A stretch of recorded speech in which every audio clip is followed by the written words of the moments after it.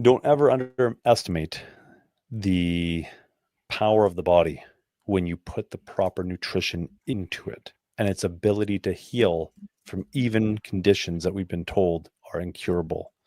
And iodine is one of the crucial minerals that we need in order for our bodies to thrive, not just survive, but to thrive, to feel awesome, every single day. And so the power of iodine, there's a reason why we carry it. Out of 6 products, there's a reason why it's one of the game changers that we carry in its particular form, being Nascent Iodine. And it's because of the radical life transformation that it's able to help create, especially alongside the companion nutrients that help it to work better in the body through the synergy of them working together.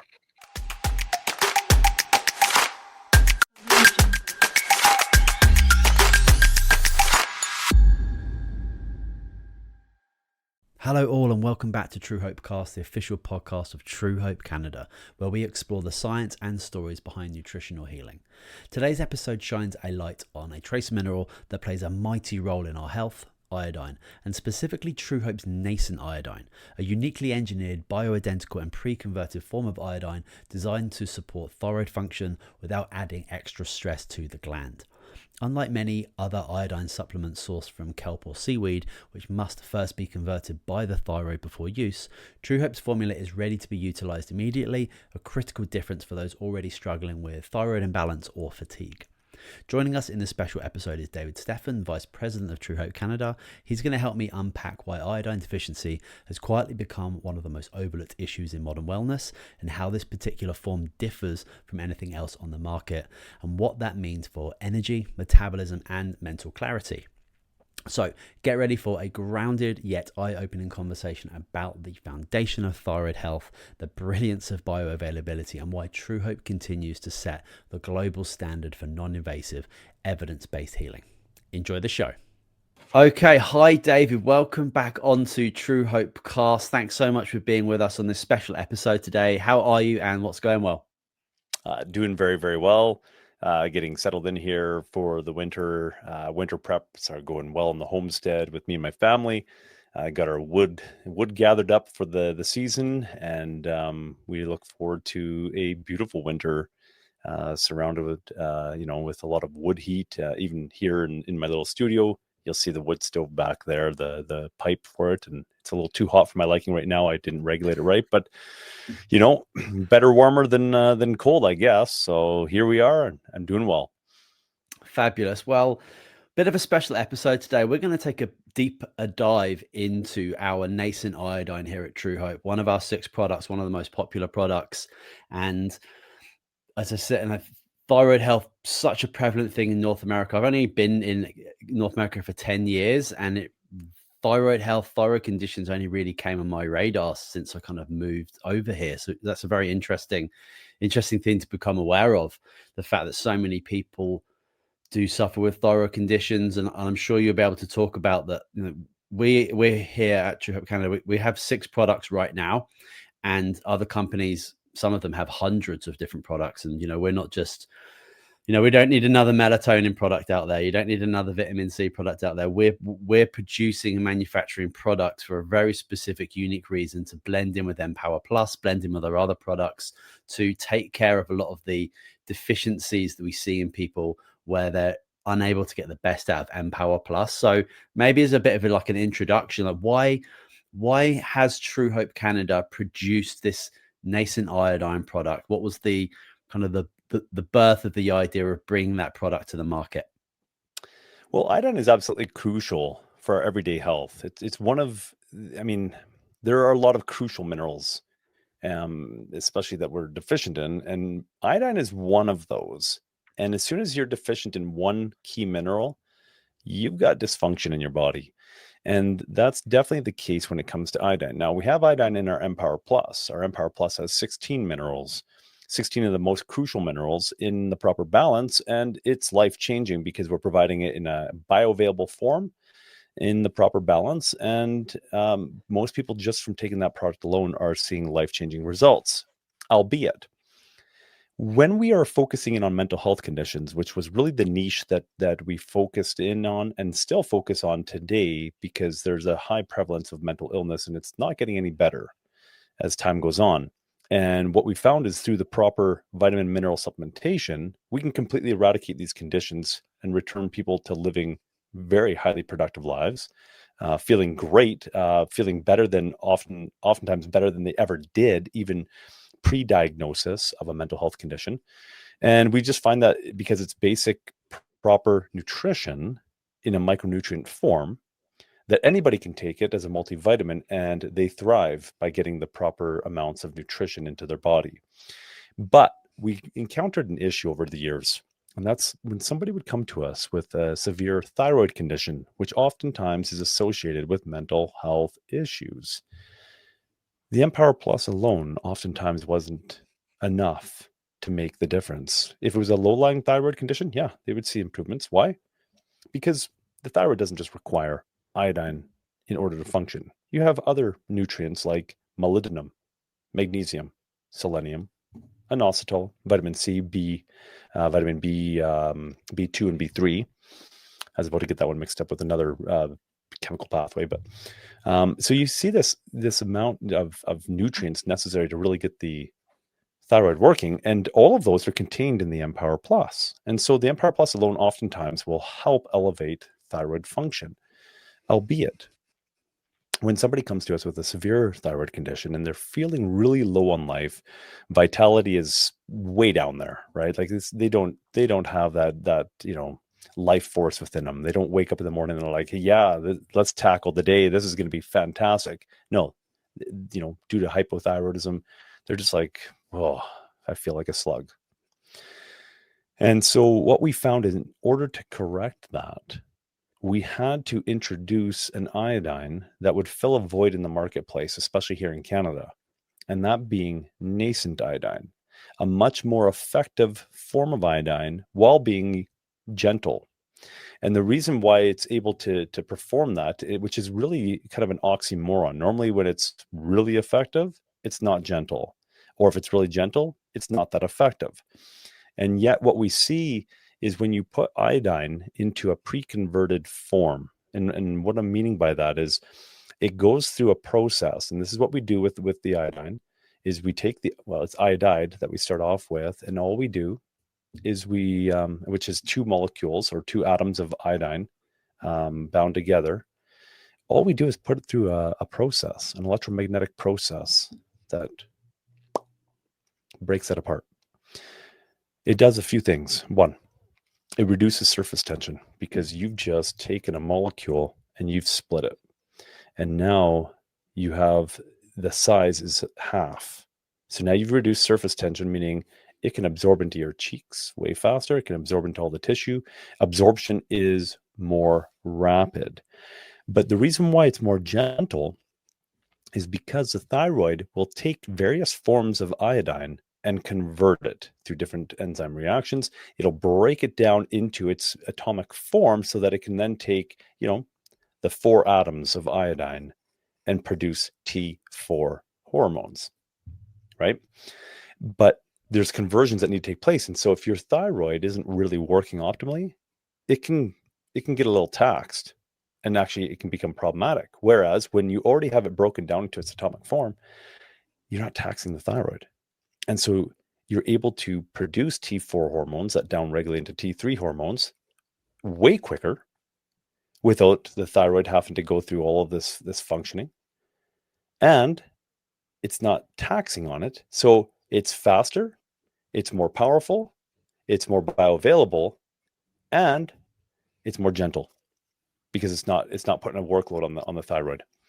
And so we produce that for the purpose of becoming part of a protocol to help correct serious thyroid conditions before somebody finds himself in a position where they're looking at it and saying, oh, I guess I have to have my thyroid removed, which your thyroid is there for a very, very good reason. And so it's remarkable how many people have had the whole thyroid's taken off, parts of it's taken away, and how that's a really common thing. I've been out as a as a rep for Truehope in the interior of BC, having so many amazing conversations with individuals. I get the pleasure and honor of doing demonstrations of our products on customer appreciation days and things like that. So people are coming up and sharing their stories and being super open with their experience. And the amount of people that have had thyroid concerns and issues and gone down more of a conventional allopathic route and just involving drugs, and then having to have surgical operations on a wildly important gland. It's quite remarkable how frequent that conversation actually happens. And I feel, just working with Truehope for so long now and understanding our pathway for getting products to the market to support and serve customers even better, it's that so many people are suffering with thyroid issues, but if you're taking maybe like a seaweed or an ocean-based iodine on an already taxed, already stressed thyroid, to have to do that, that conversion that you're talking about, that's putting somebody in an even further state of stress, shock, lack, deficiency. And depending on where you're on this scale of your issue or your concern with your thyroid health, that can tip people over the edge. And that's why this nascent iodine was constructed to come to the market in a very, very different way to support people who have thyroid issues, who have maybe other things going on for them, where their body is in such an inflammatory stress state where their ability to absorb any nutrients from anything becomes really challenging, and anything coming into the body can be seen as foreign, with autoimmunity, for example, very normal things coming into the gut, coming into the mouth, and the body is just attacking it because it has a very, very confused immune system. It's a really wild area to be in, and it's just it's just such a valuable, I call it this Truehope philosophy. Why are we doing what we're doing? Why are we putting out this particular Instagram post? Why are we writing this blog post? Why are we doing this podcast? Why are we getting a new product onto the market to serve people? And it's coming from that state of we need to be looking at the whole body here. We need to be looking at how can we get people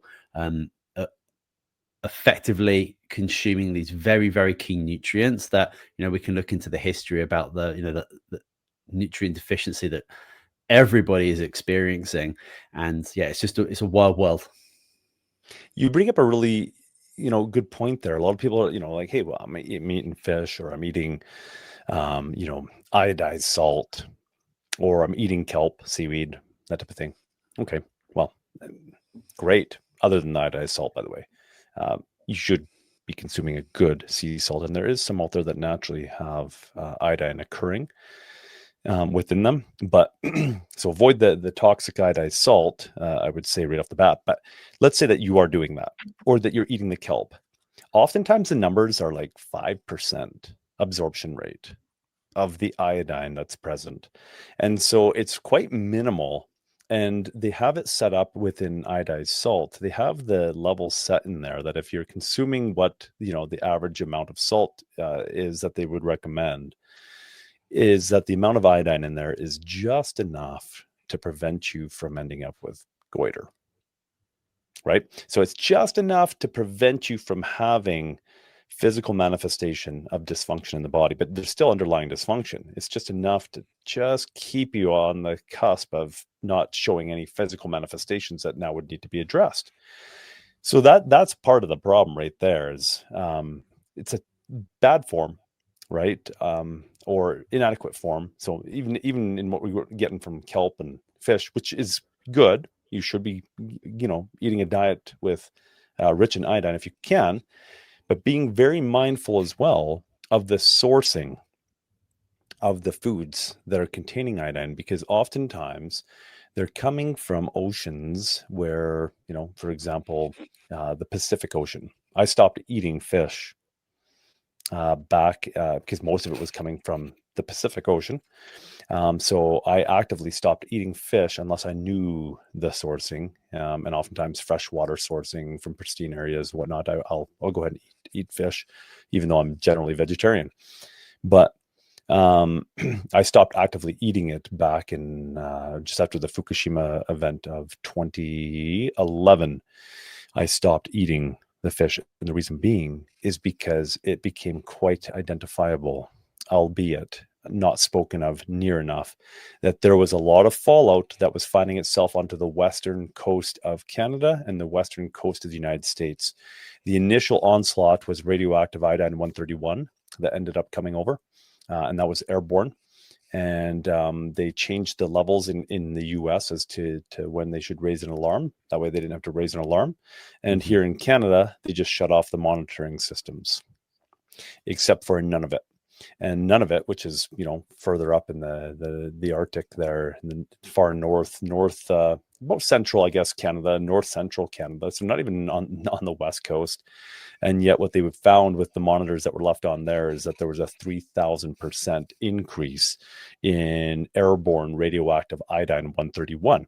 Now, here's where it becomes problematic. You have people that are deficient in iodine. The thyroid's hungry for iodine. It now finds a source of iodine, radioactive iodine 131. And so now the absorption rate is increased significantly. And you're now absorbing radioactive iodine 131 into the thyroid.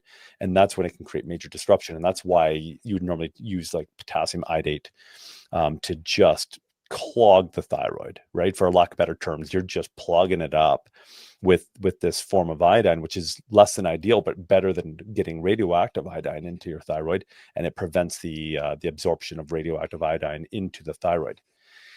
If you have sufficient levels of iodine and you end up with a situation like that, your ability to absorb the radioactive iodine 131 is significantly decreased.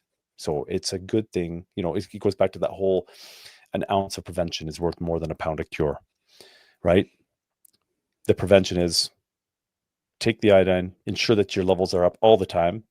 You're going to love yourself for it anyways. Your body's going to thrive. And if a crisis arises, all you do is top up a little bit more, ensuring that you've got more than enough so that you're not absorbing radioactive iodine 131. But I go back to the ocean sources, kelp, fish, that type of thing.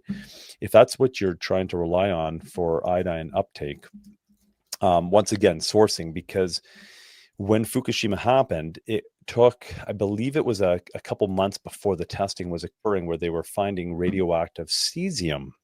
I believe it's radioactive cesium 134. And they're finding that in seaweed, in the kelp that was off the coast, the west coast of the US.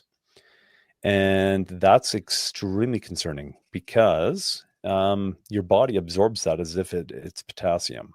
Your body doesn't recognize the molecular difference between cesium and potassium very close. And so it ends up where potassium should be. And we know that potassium is a very crucial electrolyte that is present just about everywhere in the body. And so now you have this issue of absorbing cesium, radioactive cesium at that. And so I stopped eating ocean sourced things like that, like the kelp and the fish back in 2011 due to those concerns that would actually go on to be studied and show that there was a major unspoken crisis within the US alone, where they identified health crises and premature deaths that were related to the Fukushima event that happened that the mainstream media was not talking about. Yeah, incredible. And it just goes to show this, there's obviously so many things that go under the radar, and you have to be very conscious and aware of what you're doing, what you're putting into your body, what you're being exposed to. And you kind of have to work with the fact that we are in 2025. There's a untold amount of toxins coming at us all over the place. And I remember naively going into nutrition school 12, 13 years ago, thinking that, I was a very healthy guy, I was in my late 20s, so I was in really good shape, and I thought that you could, no question, I could get everything I needed from food. I just needed to eat well and avoid terrible foods, and I'd be absolutely fine. But without question, you can just look at our food, look at the sourcing of it, looking at the soil, without question, like the deficiencies that we see all throughout the food system, throughout our agriculture, especially minerals, which is a really key piece, which we'll jump into, I'm sure. But the fact that the matter is, you can't eat healthy enough I don't think on planet Earth to be able to get optimal levels of the right nutrition in your body. I think it's incredibly challenging to be able to do that for most people anyway. So Mhm. it's a key piece to look into. And I'd love to just get your opinions on fortification, because we see very humans are so weird, but like we'll see there's a deficiency of something and we'll just throw it into cereal or we'll throw it into salt. I think about it, there's some insane examples in America, of course, in America, of trying to deal with like an invasive species of plant or animal. So what they'll do is they'll find an animal from like Australia or from Africa to come in and deal with that plant. There's some absolutely absurd proposals that nearly, I think one of them was like in Florida, crazy like vines growing in the water that would like, cause disruptions to boats and all sorts. And it didn't get passed, obviously, but like it got to an alarming like closeness of being passed to actually bring hippos in from Africa to deal with this plant stuff.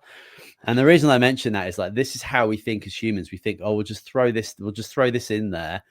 It's not natural whatsoever to the ecosystem, and you think about the ecosystem of the body. But I don't see any real difference in that process with like animals and plants.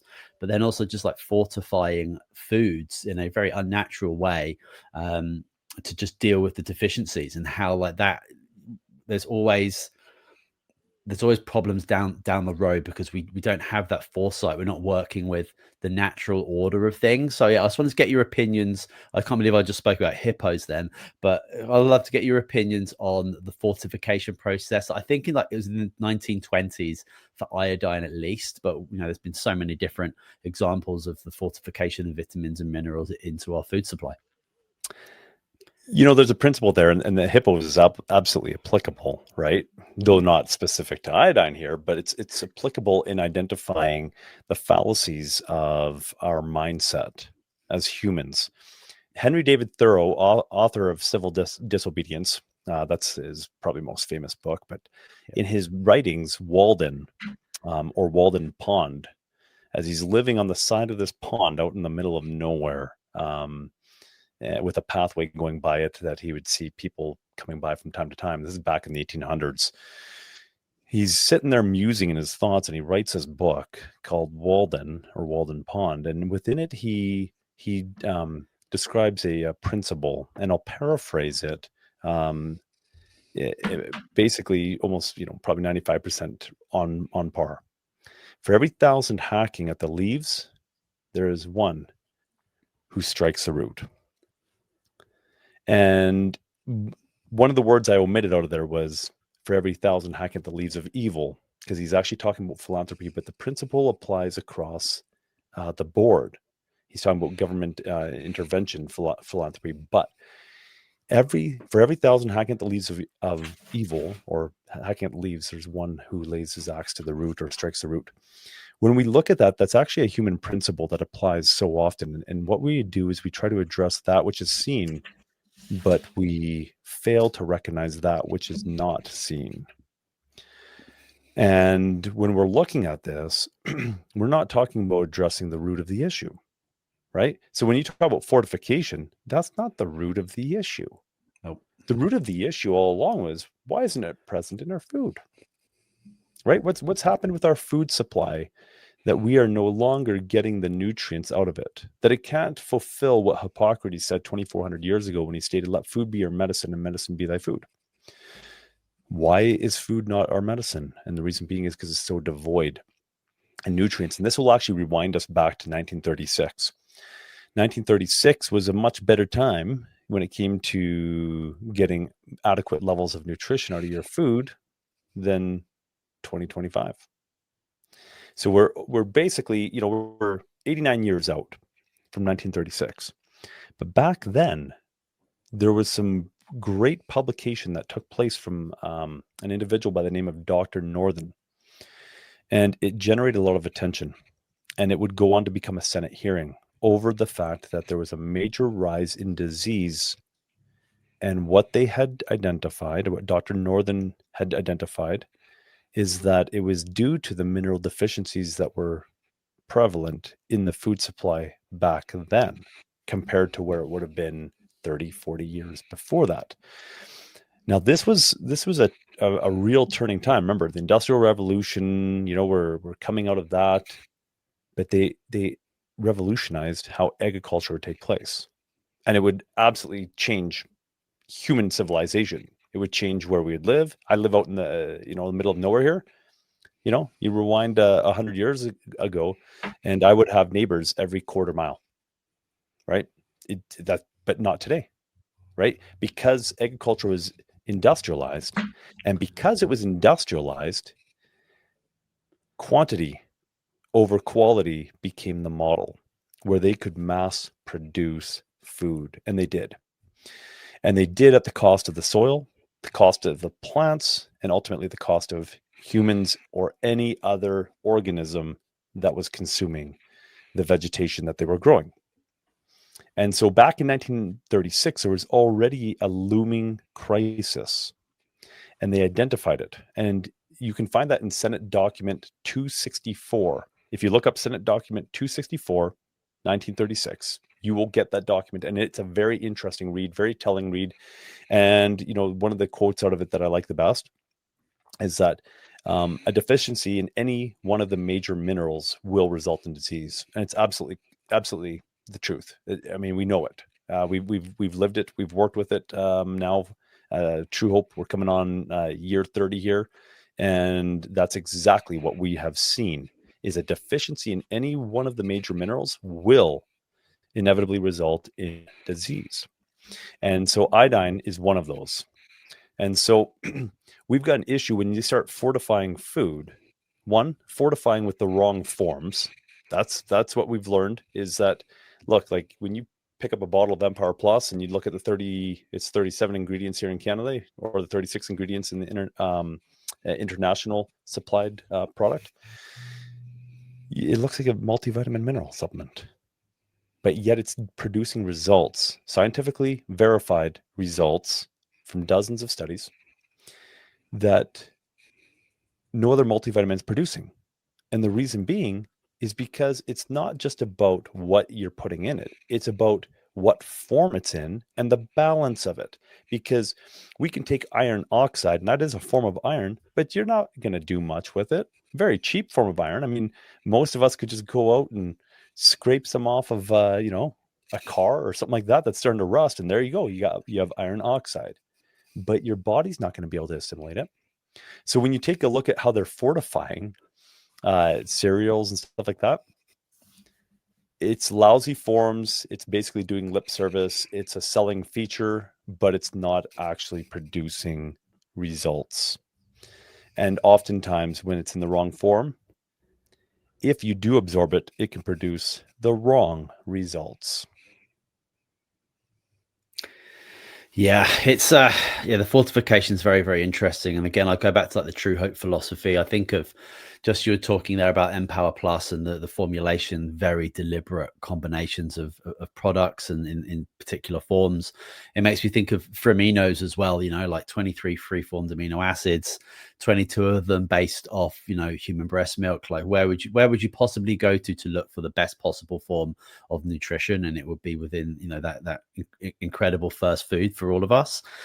And that's kind of like what we do here at Truehope. This is the philosophy. This is the idea. This is, we're not just throwing stuff against the wall and putting stuff out there. There's a lot of very, I want to say, unique, deliberate thought process that goes through getting a product. It's not about like what's not on the shelf right now. What's this company doing? How do we compete with it? It's like, it's way different from that. It's going beyond the root. It's going beyond it. It's quite a biblical process, if you ask me, being able to like look at what the human nature has done, what mother nature has done for us as well, and how can we mimic a product in the best possible way to get it onto the shelves and get it into the lives of people. Because we've mentioned it, this 2025, we're all nutrient depleted. I can't imagine it's going to get any better in regards to the soil, to the soil integrity and food integrity, and the trillions of dollars that's spent worldwide on providing really garbage food at really cheap prices that's just completely crushing us from the inside out. So I can't imagine we're going to get a lot of support and help there. And it's like, I feel so proud and honored to be working for a company that takes a very, very different philosophical approach to these things. And I'd love to ask you, because being out working with stores and retail staff and customers now for the last few months, which has been such an amazing process, I'd love to ask you a little bit about, you've touched on it, but the kelp versus nascent iodine product, and the fact that I was doing a demo in Kelowna last week, and our iodine is next to 3 other iodines in that store. And then you see the other iodines are $17.99, $19.99, $20, and then ours is next to it at $50. And then people will look at that without any prior information and be like, well, there's no way I'm going to buy this one. What's this Truehope trying to do over here? This is insane. I can get 3 bottles for this. So, and it's a really big point, because I do we do these, all of our reps, all our amazing reps across the country, when we do demos in different stores, we do iodine patch tests, and we're able to actually give people a pretty good indicator in 30, 45 minutes of what their levels are like, just by applying a few drops of this nascent iodine, which, we've already discussed is very, very unique. And you can actually see kind of where your levels are at. And then people are super interested to know more about the product. Then I walk them over to the adrenal or mineral section where that might be had, and they'll see the price difference, and they'll see it's wildly different. So I wonder if you could just touch on that, because it's a common question that we get, and there's a good answer for it. So why don't you take that away for us? Yeah, it's a multifaceted answer. So first of all, when we're talking about quality of product, and when I say quality, I'm going to associate that with the ability for it to deliver results. We put it through the process. We could just put out an ocean sourced product, that's been extracted from kelp, or we could just take even iodide and just put it into a liquid form, right? Put it in with the alcohol or a glycerin base and supply it. And we could easily do that, and we could easily compete in the marketplace at the price that is pretty reasonable out there for those types of products. And we could do that. But we don't, and we didn't. And for very good reason, because those products are already available there. We have no problem saying, hey, look, you want to get better? Somebody phones us up and they're like, hey, I've got this condition. Maybe it's Hashimoto's or it's Graves'. And we're going to make recommendations. And first of all, anybody who has Hashimoto's or Graves' is probably going to know that you don't take iodine typically. But we'll get into that in a minute, because there is a way to do it, and a very effective way in which those conditions can be corrected in not so long of a time. Actually, it's really quite exciting. Well, and so I presume we're going to circle around to that, but now that I've raised the flag, I'm sure we will. But let's say that somebody phones up and says, hey, I want to get this corrected. We have no problem saying, hey, well, go to your health food store and just pick up a product. Pick up an iodine product, whatever. The only reason that we actually released the one that we did is because of the fact that we have the ability to put it in the unique form that it is, that makes it work much better. So it's filling a void in the marketplace, especially given some people have concerns around, if I take too much iodine, we can end up with thyroid congestion, in essence, where my thyroid is not able to process the form of iodine, right? So we've taken the guesswork out of that, once again, making it more gentle, more effective, and quicker at producing T4 hormones, down-regulating to T3 hormones, which regulate the metabolic rate of every single cell in the body. Now, in relation to the iodine overall, and what we're doing with it is utilizing it alongside other products that would help facilitate people getting way better than we otherwise would anticipate them to get. And so when we look at the price point, though, you compared, let's say $50, which is on the high end, by the way. I think most would be, well, maybe due to inflation and all that. We haven't raised our prices in quite some time on that. We try to hold the line, but generally it'd be, I would presume, $40 to $50. So either way, you're looking at about double the price. When you actually do a comparative analysis on value, this is where it becomes so important. So you're making the initial purchase. You're looking at the products on the shelf, and you're saying, well, I've got the nascent iodine here, and Small little bottle, $40 to $50. Wow, that seems like a lot. And then you have the other bottle and you're looking at it like, $20. Well, I don't know much about these, and they both say iodine, but Nascent, that's kind of interesting, whatever. Now, I'm going to buy this one. I'm going to save myself $20. Here's how it actually breaks down. You're not saving yourself $20. What you're doing, if you break it down on a day-to-day basis, is you're saving yourself about a dime or two per day to take something that is not going to produce near the results. Now, people will go and they'll spend $5, $7, $10 on a good coffee nowadays, right? To get a good pick-me-up in the morning. Why? Because they like the way it makes them feel. It changes their neurochemistry. It changes their metabolic rate, and they have a high off of it, right? And it actually helps produce serotonin, which that's another topic, and it's not a good way to produce serotonin. But here you have this pick-me-up taking place by going and getting a good coffee, and you're willing to spend that. Now imagine if you could take an iodine that is going to give you a pick-me-up. It's going to increase your metabolic rate. It's going to increase the production of T4 hormones, once again, down converting into T3 hormones, regulating the metabolic rate of every single cell in the body. Imagine you could take one at an additional 10 to 20 cents more per day when you break it down, because there's 1,300 drops in this bottle. This isn't a 1 month supply, not even close. You'd be taking way too much to make this a 1 month supply, right? 1,300 drops is what's in the bottle. So when you split it out over the period of 3 months, you're literally when you're comparing at the health food store shelf, you're literally saving yourself a couple dimes a day maximum to have lackluster results. And so what are those results worth to you? What is that extra energy worth to you? What is that extra thyroid function worth to you? What is the extra enhancement in your vitality for life and your mood worth to you? Is it worth less than spending 10 to 20 cents?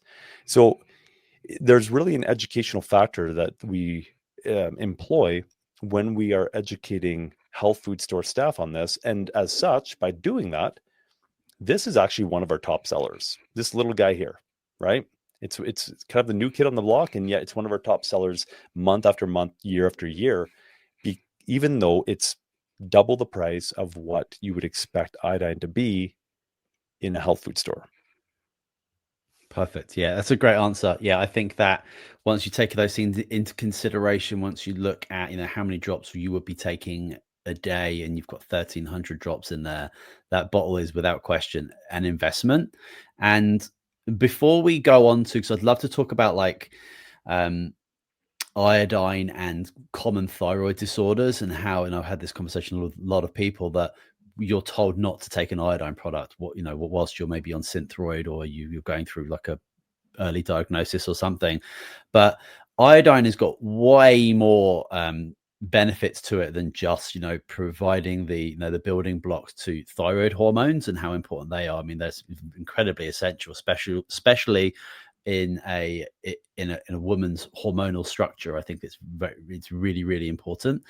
But I'd love to get your ideas in regards to iodine and its other applications, because my grandmother used to put it on my knee when I scraped my knee. I remember she used to put it on her throat, like to get absorbed like really quickly into the kind of the area. I'm not sure like the science behind that, and I'm not sure what iodine she was using, but it's obviously that's where the thyroid lies. But I feel like, so that my grandmother's been passed for a long period of time, but you ask people about iodine now and where they've heard of it, it's always just about thyroid stuff. There's no other applications for it. So maybe you could just kind of jump onto the other powers of iodine. Absolutely. Once again, we're dealing with symptoms, hacking at the leaves rather than going to the root. And as such, that creates a sense of myopia where we become very nearsighted, and we fail to recognize the synergistic effects that iodine plays within the whole body. So let's say, with detoxification. Iodine will help detoxify you from lead, cadmium, and it also does something quite unique in relation to its detoxifying powers. It helps displace fluoride and bromide and chloride, other halides, right? So when you're looking at the periodic table of elements, you have these other, I don't want to call them minerals, but you have these other elements that are competing. They're the same type of structure as iodine, and they're competing with iodine in the body. So fluoride is one of them. It's very similar to iodide, chloride, bromide. Now, what's interesting is that we've become inundated with fluoride and bromide and chloride, right? It's available, right? You're getting fluoride and bromide, or fluoride, sorry, and chlorine in your everyday drinking water if you are drinking municipal water. Another argument as to why I live where I live. So, you avoid all that. I'm on a well. But anyways, so we get inundated with that. And when you're deficient in iodine, guess what occupies the spots where iodine should be? Fluoride and chloride. But now, iodine used to be used as a dough conditioner in commercial bread making. And in the 70s, they really shifted that out because they were concerned that we might be getting too much iodine. So then they replaced it with bromide. But nobody else asks the question about, should we be concerned about getting too much bromide? Because there's no therapeutic level of bromide. There's no known therapeutic effect that bromide has in the human body. There's no known benefits to getting bromide whatsoever. So we replaced something that we knew was good, but we thought maybe we're getting a little bit too much of it. And we replaced it with a toxic element. Makes a lot of sense, right? But it happened nonetheless. And so now we're getting inundated with bromide, but not just through, commercial breads, but also in linens. A lot of your linens, like couch beside me here, it's going to have some elements of bromide in there as a fire retardant. And we're absorbing that through our skin.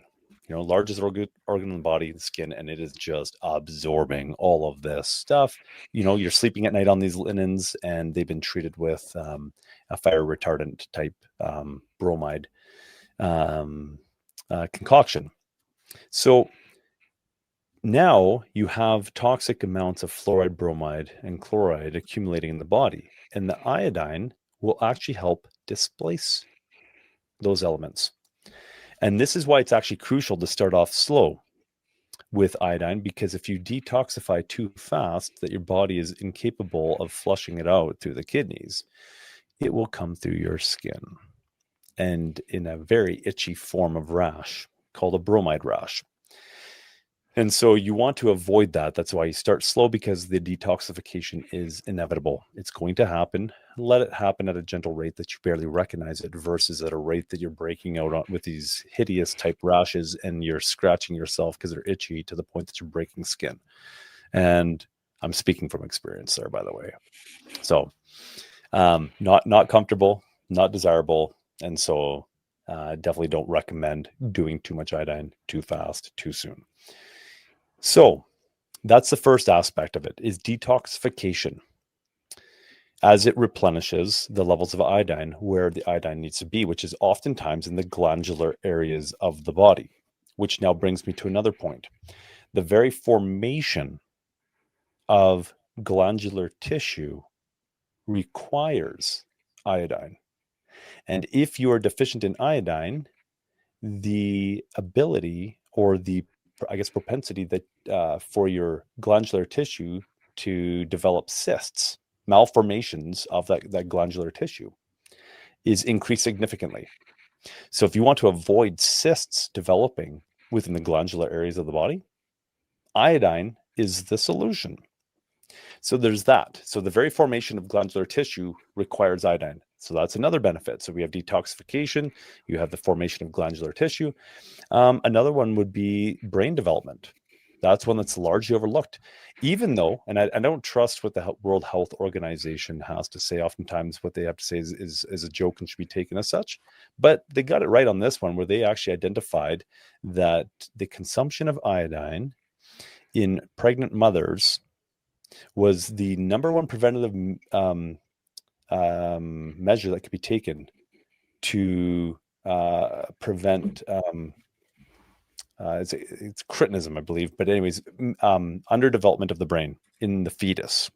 So brain development of these unborn children is absolutely crucial to have adequate levels of iodine in a pregnant mother. Now, even with adults, it's very, very important that iodine consumption happens because our body is continually either degrading or upgrading, if you will, depending on the environment that we create within it. And we've seen that. We've actually seen where brain cell regeneration can take place. That was done in animal studies, but it just highlighted that when you radically transform the internal environment in a body, that even if there's missing brain material, that brain material can begin to regenerate and regenerate even in full. And that's what animal studies have identified with the use of our Empower Plus supplement. And so you have an adult who's been deficient, and maybe they've got like an issue, a cognition issue now because of the brain degradation that's happened over the years, over the decades. Well, when you take iodine, and obviously it works even better when it's alongside other nutrients as well, providing the synergistic effect of all of them. But the iodine can actually enhance one's IQ, their level of cognition. And the studies have identified that in areas where you have a group of people that's very deficient in iodine versus an area where they have a lot more iodine, is that there's up to like 13.5 points difference in IQ level. That's pretty big. Like that could be the major factor between being successful in life and doing really well versus not getting things figured out and repeating, not ever generating enough self-awareness to identify what's going on in our lives that's holding us back, right? Like that's a pretty big difference. So really, really important to have iodine for brain development, pregnant mothers, for the unborn children in utero, and as well as for anybody from childhood to adulthood. Important it is for that. So those I'd are love those. to. Sorry, Yeah, I'd just love to just add into that because I've got a lot of friends of my wife who've had babies in the last like couple of years, and I'm actually paying for that with baby fever for another child here, but that's a different story.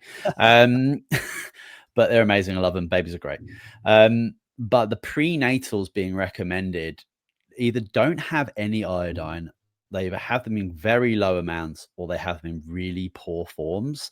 And I have a conversation with these like mothers or these new mothers, and there was never a conversation with doctors, midwives, pediatricians about iodine and its role. And it is like significant when it comes to everyday health anyway. But when you are, creating, God's most wonderful creation, like it's so unbelievably vital. And we're just doing such a terrible job within the practices that should be doing better. But I guess they're working off data that kind of feeds down and they just work off the recommendations. But again, it's an area where we have to be educated. We have to be motivated. We've got to be doing our own research when it comes to these types of things. And, just taking something because a pediatrician or a doctor or a blog poster said something, we've got to be doing a little bit better than that. Oh yeah, absolutely. It's unfortunate. It's when you take a look at all the information that's being made available to us and all the information that's being withheld from us, you have to look at it and say there has to be some form of intent here. And surely it couldn't be that it's backing $1 trillion industry every year in the treatment of disease through, Rockefeller or petroleum-based pharmaceutical medication, right? Surely it couldn't have anything to do with supporting that industry. But yes, we are being deprived of the information that we need to make good decisions, to be able to produce appropriate products, to understand what the human needs are, the basic fundamental human needs are on a physiological level, right? And when we don't understand what those needs are, then we'll always fall short of the mark. And so fortunately, it was really just an answer to prayer through my father's desperate pleading to save our own family from the debilitation of mental illness in our home that had already resulted in multiple suicides, that this answer came about that was so unlikely and so incredibly ridiculed as soon as it actually launched. And it was radically transforming the lives of people with mental illness, being the Empower Plus, 16 minerals, 14 vitamins, 3 amino acids, 3 antioxidants. And so, doctors were looking at saying, and we were being just scorned, right? Like, are you kidding me? That doesn't correct bipolar disorder. well, that's funny, because then when the first study rolls out and it shows it's over 3 times more effective, well, what is that? Then antidepressant treatments for bipolar. Well, what does that say? Well, not what they wanted it to say. And that's when Health Canada literally came in and immediately shut down further studies, blah, blah, blah. And we all, the history is just rich with opposition to prevent this from ever coming forward. Once again, validating there's definitely an agenda to prevent us from not having the right information and being able to make informed decisions surrounding our bodies and our health, so as to thrive in this life. So iodine is, falls absolutely within that as well. And in fact, there was even a recent podcast in the last year from some individuals that are really deep into the natural health side of things, and it was really disheartening, because it was using information that wasn't exactly upright and correct. And the premise of the podcast was that we're getting too much iodine in our diet, but yet there wasn't a single thing, not a single citation in the entire podcast that would identify where one could actually go and verify that we are in fact getting too much iodine. And the testing that we get, whether you're doing a patch test, which I've got on my arm, right, you can't really see it right now, but I've got a little patch on my arm here. Out there, you can see it now, the color. Yeah. I've got it on both arms, and that in itself is an indicator as to how fast you're absorbing it, as to whether or not you have enough. It's kind of a crude test, but it's actually somewhat of a reliable test nonetheless, because I've seen in areas where they up north, where they're exposed to a lot of endocrine disrupting oil and gas byproducts like benzene, xylenes, that type of thing, as well as they have very low levels of selenium in their soil. That they have, and it's well known that in those areas they call it a goiter belt. So clearly there's thyroid issues occurring. I've seen it where you perform that test in that area compared to another geographical region, and the rapid nature in which the iodine absorbs into people that I've done the test on up in that area is significantly faster than what I've seen anywhere else in my travels. Shocking is what it was, because I'd never seen it before and then I started doing the research into that particular geographical region, because we were living there for a while, and realized, oh wow, we are being poisoned and we are being depleted if you're relying on any food in that area, because selenium is just so low in that particular area within the soils. And selenium is one of the key nutrients that works synergistically with iodine to ensure a healthy, optimally functioning thyroid. But then also, if you take a look at, like urine tests as well, they will identify whether or not you are getting enough iodine or you're deficient, just based on, you do a test where you take, let's say, 1 milligram of iodine, and then you take your urine samples and identify how much iodine just came out of there. And if you end up with, let's say, 950 micrograms, so 95% of that iodine that you took, if that's excreted out of your urine, then yes, you can say, I have enough. I don't need to take as much anymore. I can go down. But let's say that you only have 10%. Let's say that you have 100 micrograms out of 1 milligram coming out of your urine. Where did the other 900 micrograms go? It was absorbing into tissue that was deficient in it, that needed to absorb it. And so there is testing to identify that as a whole, we are largely deficient in iodine. And it's just unfortunate, because there's a lot of misinformation that's starting to go out there to create more confusion. And we understand the principle, the powers that be understand the principles, that a confused customer doesn't purchase.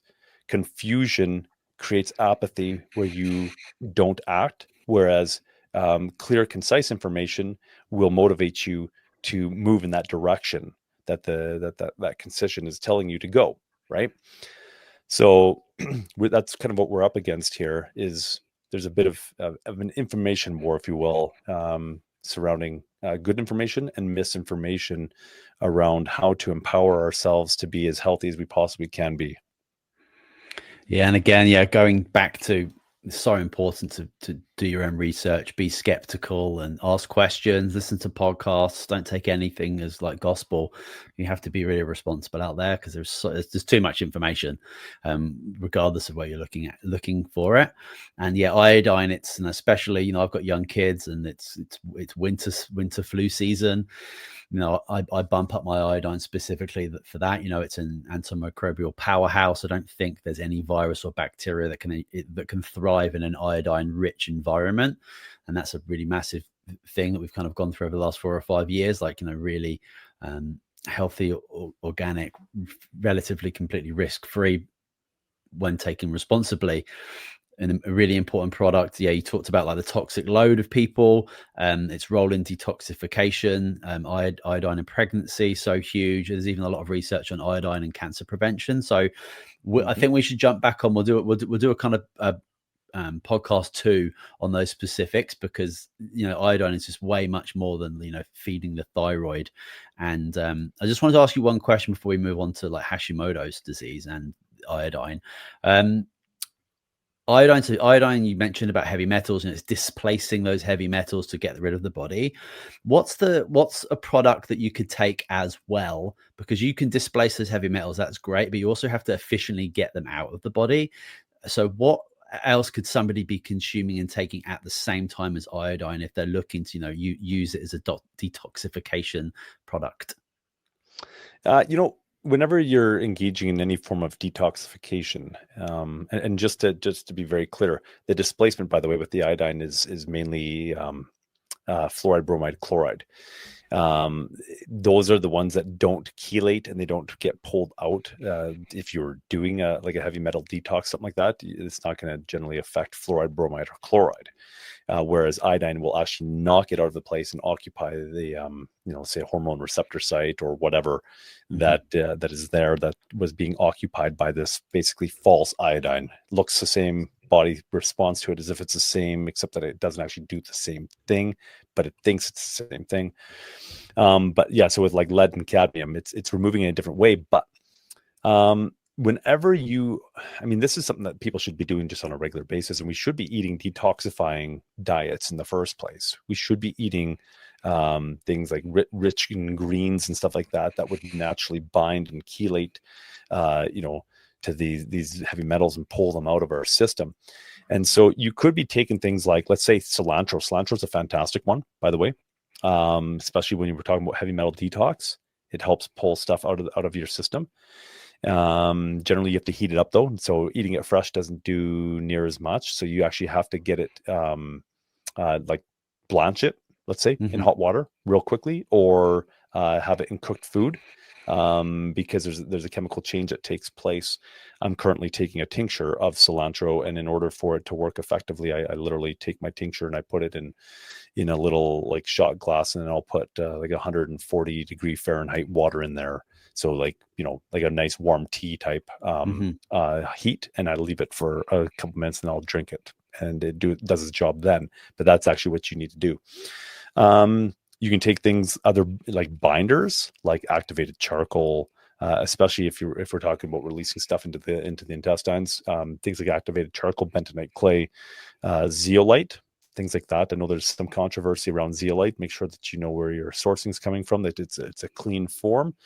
So things like that, binders that will actually grab onto the minerals or the heavy metals, and pull them out, which, by the way, oftentimes they will grab onto minerals as well. So avoid taking them at the same time as you would say, like take Empower Plus, because what you're doing is you're putting something in to only have it drawn out of your system versus receiving the benefit from doing so. Amazing. That's great. Thank you, David. Let's talk about, I want to be conscious of the time here because it's a long episode, but we're covering so many great topics, and we will certainly do a part 2 where we can talk about more specifics about the other applications of iodine. But I've got to talk to you about hypothyroidism, Hashimoto's disease, because so many people I had the conversation with have thyroid issues. They're told that they cannot take an iodine product, that is not a good thing for them to consume. So we've got other thyroid conditions, hyperthyroidism, overactive, nodules, goiter, thyroiditis by itself. But in regards to like thyroid disease and being told not to take iodine. Where do we sit with that? Yeah, so typically that is applicable to two conditions that are actually being identified as kind of one condition, but at opposite ends of the spectrum as to what it's doing to the thyroid or in how the thyroid's responding. And that's Hashimoto's and Graves' disease, which are literally the same condition, just one's on, for some reason, creates hyper and one's in hypo. And as such, it's interesting. So first of all, you're not supposed to take iodine with it. They're both listed as autoimmune conditions, and you won't respond well to iodine. And so just about anybody who has Graves or Hashimoto's has probably been apprised of that. And I concur for about 3 weeks, because that's all it takes in order to change the environment where we can then apply nascent iodine without any negative effects, which is really cool. And all we do with that, I'm just going to, kind of let the cat out of the bag here, because it's a very, very simplistic protocol, requiring 2 other products of ours, plus another product that we just recommend you go to the health food store. You can get fantastic versions of it there that work. And it's simply this. First, the foundational formula, the fundamental nutrients in Empower Plus, we need to utilize this to embolden the thyroid, get it working well. Why?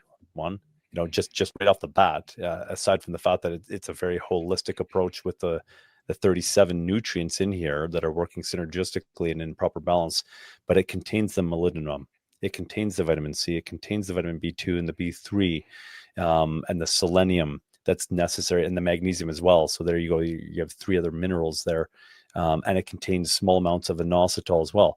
That would help the thyroid come into a state of functionality, that would help remove the dysfunction within the thyroid that's ultimately laying the foundation for that autoimmune condition, if you want to even call it that, of Hashimoto's or Graves' disease. Now, so that's the first thing, is you take this at the recommended dose, and it's 4 to 6 per day. I'd recommend just go up to 6 per day. You're going to feel better anyways from taking it. It's not just going to help your thyroid. It's going to also turn your brain on to a much higher degree.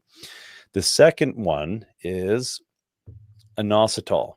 Even though this contains it, it doesn't contain it in adequate amounts. We're talking grams is what you need to really prime the thyroid, changing the entire function of it, that by the time that 3 weeks is done, we're working with a different thyroid than what we were initially. And so what we recommend is a heaping teaspoon of this 3 to 4 times per day.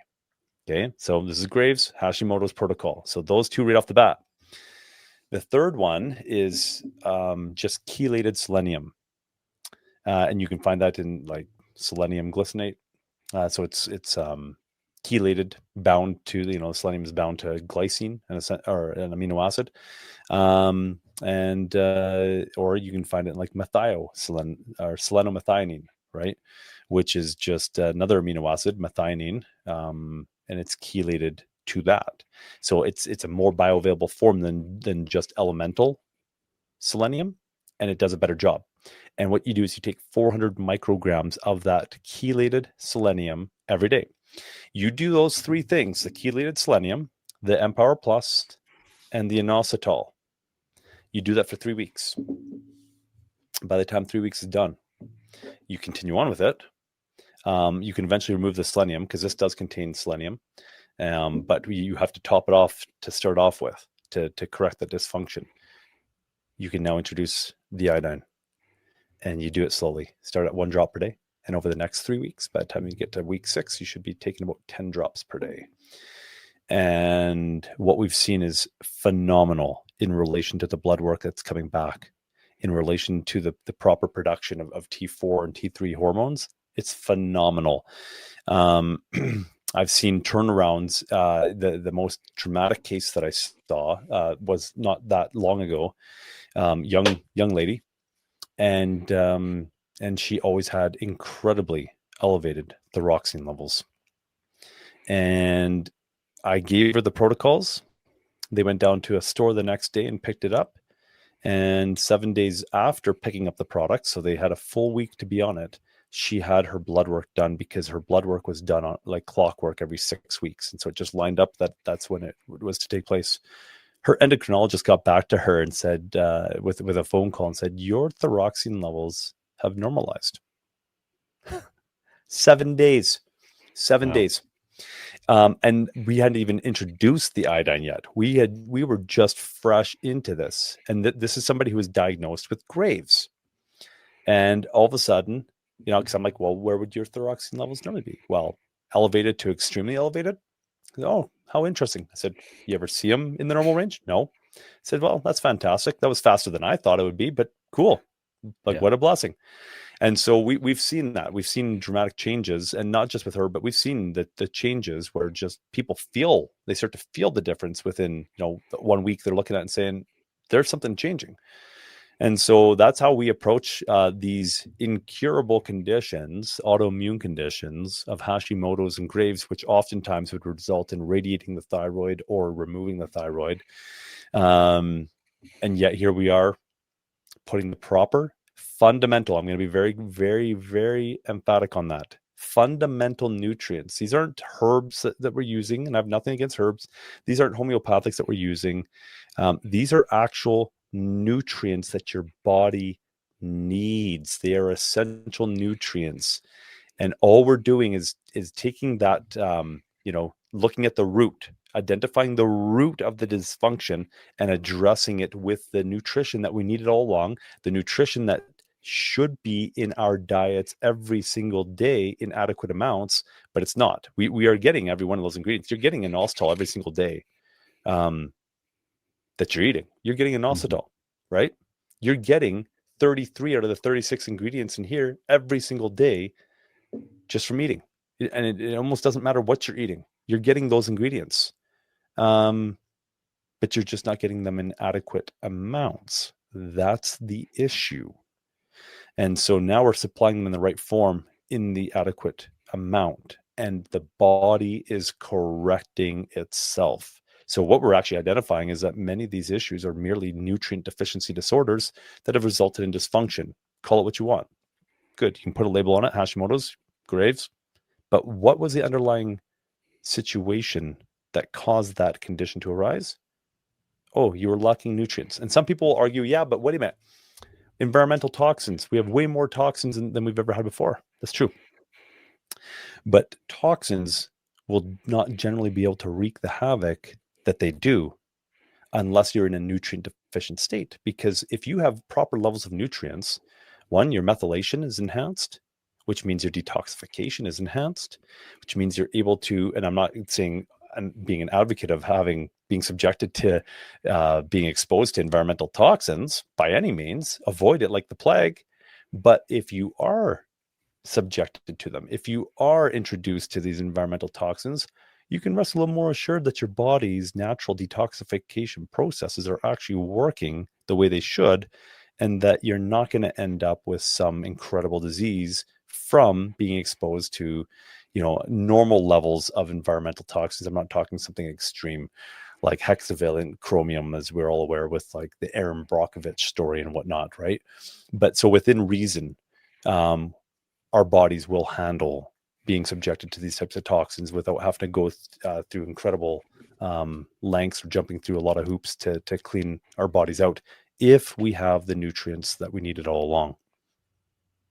Fantastic. And, we have these disorders, we have these diseases, which, symptomology, ticking of boxes, you have your bracket labeled disease, but it can take months, years, decades for some people to get into that position where they actually have, like a thyroid disease, thyroid diagnosis. But before that, there are certainly signs and symptoms. The body is incredibly intelligent in regards to letting us know when there are issues on the rise. And then, that disease ends up manifesting, in my opinion, when the body just can't handle the deficiency anymore. So maybe you could let us know about what are some of the most common symptoms or warning signs that someone might be low in iodine without realizing it, and then, not doing their very best to avoid getting to the state where they actually have a serious disease. Well, oftentimes just metabolism and energy levels, right? Like Dr. Brownstein, he's one of the world's leading experts on thyroid conditions and the administration of iodine. And he talks about how many people are walking around with thyroid conditions that have not been diagnosed, and how it's actually becoming quite a norm within our society, to the point that if we're grading off a curve, most people are walking around with thyroid dysfunction, underactive thyroids, maybe they're overactive, but dysfunctional thyroids nonetheless. And they don't have a clue, because it seems like that's normal, because so many people are walking around with these conditions.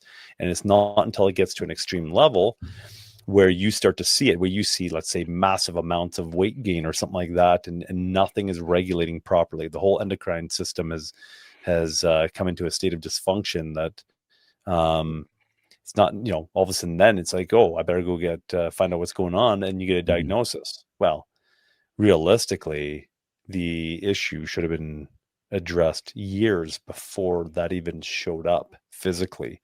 And so oftentimes there's that. There's also just, the feelings of depression and stuff like that, where you just feel really low in relation to life. And that can also be an aspect of that. Obviously, there's a lot of overlap with what we're doing with supplying the body with, the 16 other minerals or I guess 15 other minerals in here, because there's 16 total, including iodine.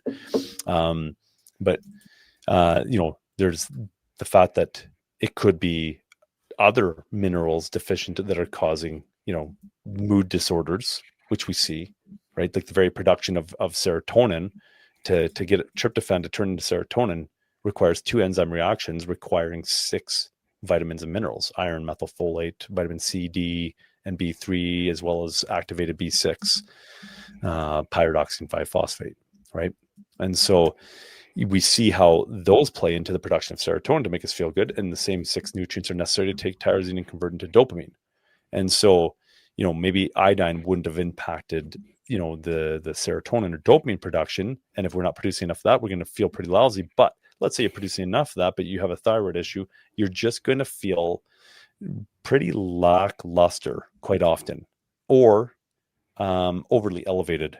You're going to speak way too fast. Your mind is racy, and your body's going to generally identify that you have a hyperthyroid issue, because you have like no excess weight. You can't gain weight because your metabolism is running too high. Everything's just overactive because of it. So there are telltale signs. But at the end of the day, the approach that I love to take is ensure that you are getting the vitamins and minerals, amino acids, and omega fatty acids that you need on a daily basis. Let the body take care of itself, and watch your body come into a state of homeostasis where you are in balance. You feel great, versus trying to chase down symptoms. Yeah, and I'd also just love to throw in there, I talked earlier about how important it is to do your own education, do your own research, and become your own health advocate on your own personal journey, because nobody knows your body better than you do. I also think it's a challenging thing in 2025 to actually take 5 to 10 minutes to check in with your physical body in a conscious, mindful way. I think unless you are deliberately taking the time to do that, you will unconsciously walk around with these, let's say, low-grade symptoms, and you will be able to get through the day. You'll be able to get to sleep. I'm sure the sleep won't be great, but you will be waking up and you'll be requiring coffee and sugar and these things to kind of get yourself through. But if you're able to actually take, I want to say 10, 15 minutes to actually sit with yourself, close your eyes, be mindful, reconnect your mind and body through this beautiful vagal nerve that we have. You can even look into working with somatic practitioners. So many free podcasts and meditations that you can actually engage in that's actually going to help reconnect your mind and your body. And you can actually check in, and are you actually feeling great? Do you have low-grade pain? Do you have fatigue? Do you have brain fog? Do you have these things? And it can be really difficult to recognize those patterns of deficiency if you're not spending that quality time doing that. And it's a really important investment. I'd love to just finish off with 3 kind of rapid fire questions, David, just to finish off the show, just to give people some, actionable items in which that they can start engaging in nascent iodine.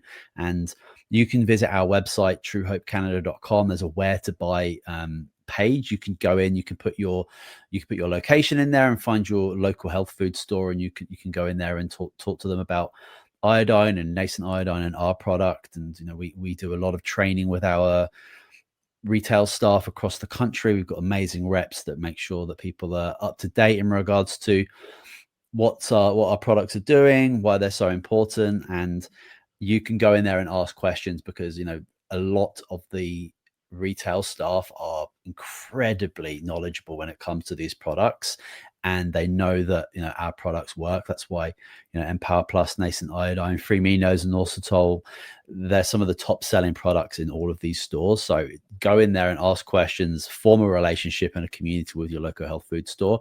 I highly recommend doing that. But in regards to like some action items to get people enlisted in Nascent Iodine and being aware of its importance and actually getting into their body on a consistent basis, when is the best time to take Nascent Iodine, and can it be taken alongside other supplements?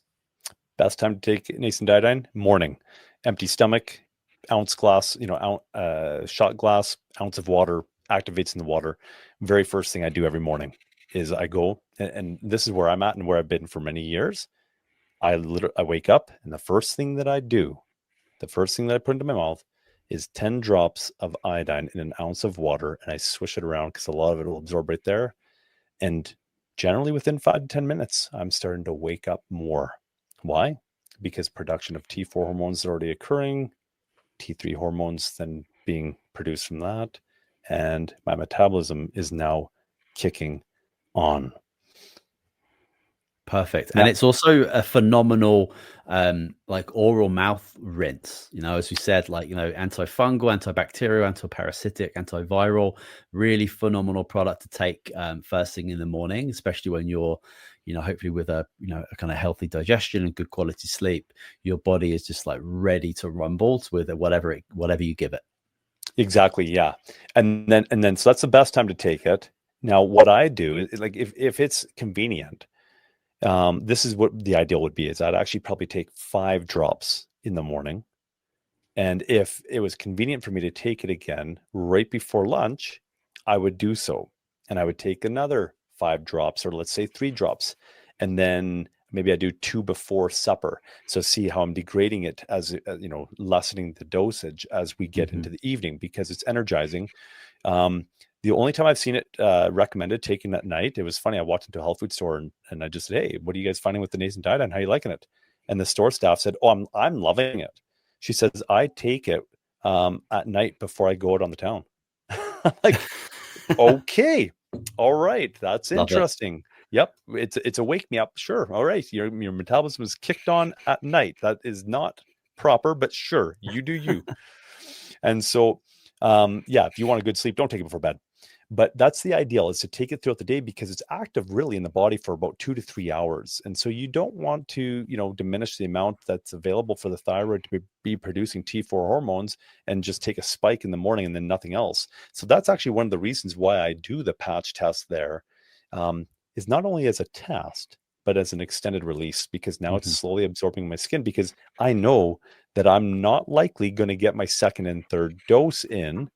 But I know that it's easy to get my first dose in. Why? Because it's habit. It's been habit now for over 10 years. First thing I do in the morning, I go and walk to my Berkey filter, and I pour an ounce into the glass, 10 drops, swish around, done.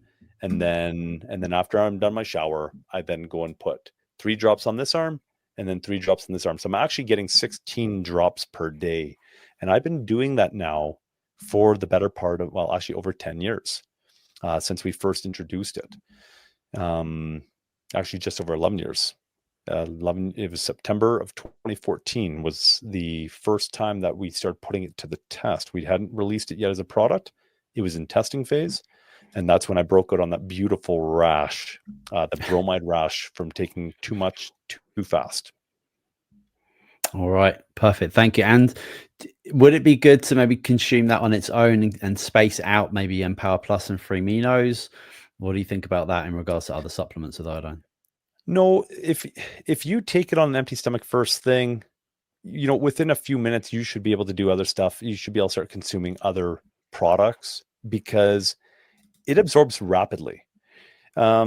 the halides are known for rapid absorption. So if you were to take, municipal water that has chlorine, and you can test the chlorine in there, and this is an interesting test because a lot of people that are involved in the Kangen water machines will highlight this for you, and they'll use this as a test. You take that and you put it in your mouth and swish it around and spit it back into the water or back into the cup, and then you test it for chlorine. Oftentimes you won't test chlorine in there anymore. Where'd the chlorine go? It rapidly absorbed into your cheeks. And so iodine is the same way, especially the nascent iodine with the very, very low surface tension. So it's not going to be sitting there sloshing around in your stomach, and then all of a sudden you're taking other things, which you could anyways. You could take Empower Plus and it shouldn't do anything.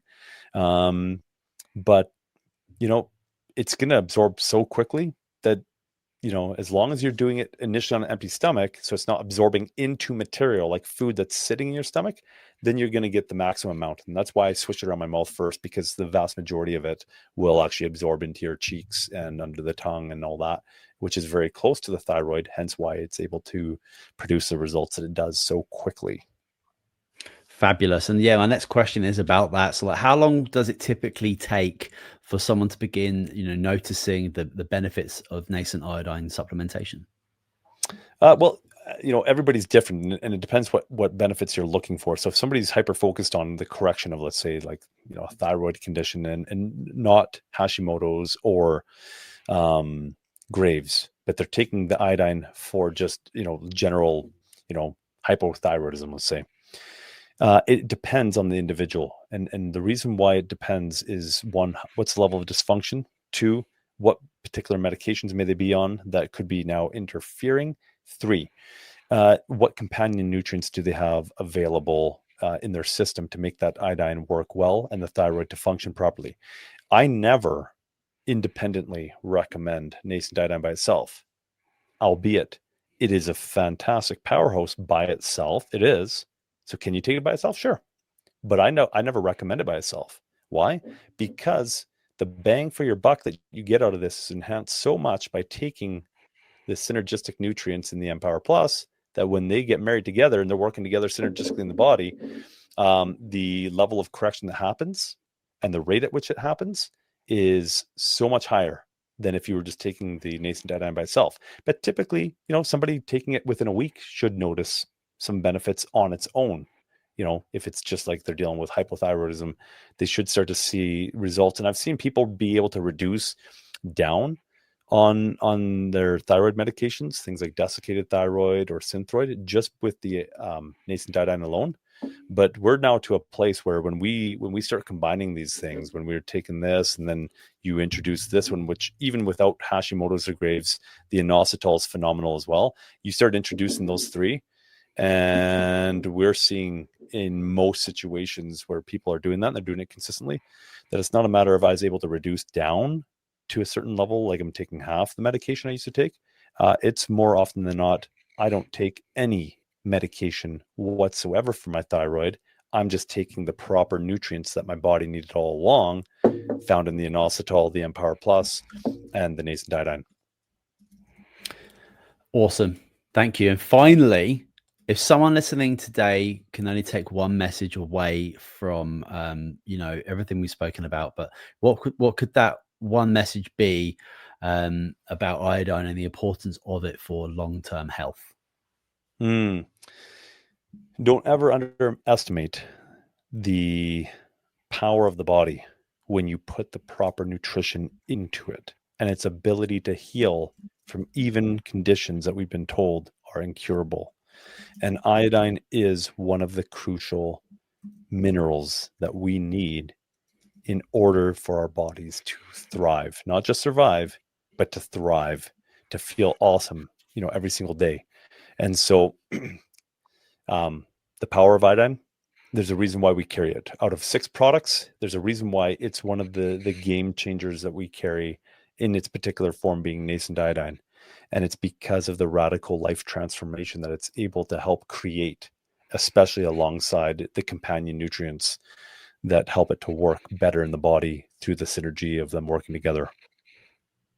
Fabulous. And yeah, for such a I'm going to say simple mineral product that has been, very deliberately produced in a very bioavailable, pre-converted way. It makes me also think of our olive leaf extract product in regards to how many different applications it has. Like, I love to introduce people to them first, to get their terrain, to get their microbiome, to get their gut in check, so they're able to absorb the best out of their food and their supplementations. And it just goes to show again, like this whole True Hope philosophy, let's get products out there that are really, really, really powerful, produced in very, very unique, wonderful ways, but have more than one application, because the human bodies are complex, people's experiences are complex. But when you're giving people that foundational base of nutrition, as well as taking care of these really common deficiencies, dysbiosis, inflammation, thyroid disorders, once you kind of take care of the base level and you're providing your body on a consistent basis these very vital nutrients, the body will work wonders and it will do what it's supposed to do, which is to make you feel incredible. But there's many factors working against all of us that are just constantly causing depletion, stress being probably one of the biggest one of those. But that's why we have this phenomenal product, Empower Plus, and we've coupled it up with some other products as well that can really do wonderful things to change people's lives in a quick manner for a lot of people, because the body does remarkable things once you give it the right circumstances and nutrients to be able to do it. Mm-hmm. Thank you so much, David, for coming on and talking about our Nascent Iodine. I've been really excited about this episode because I have so many questions about iodine. There's so many different applications, and if we can provide people with just the basic understandings of the importance of nascent iodine and making a really conscious decision when it comes to actually picking that bottle up off the shelf, comparing it with the other ones that are available, and recognizing that you can't put a price on your own health.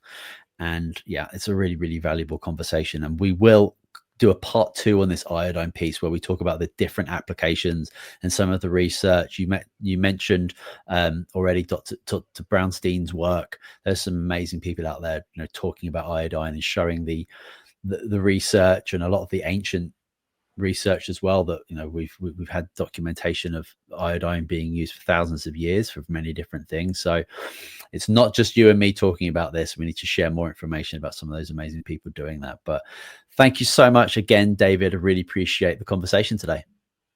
Hey, thank you so much for hosting this, Simon. And I'm looking forward to hearing the feedback as people listen to this and apply this to their lives. Absolutely. Well, that is it for this episode of True Hope Cast, the official podcast of True Hope Canada. We'll be back with you next week with another exciting show. I'll let you know when the part 2 of this episode is coming out, but you can leave us a review on iTunes, a star review on Spotify, and we will leave some links in the show notes so you can find your local health food store. And there's some other things we've spoken about in the show as well, which I can leave some resources for as well. But other than that, have a beautiful day. See you soon.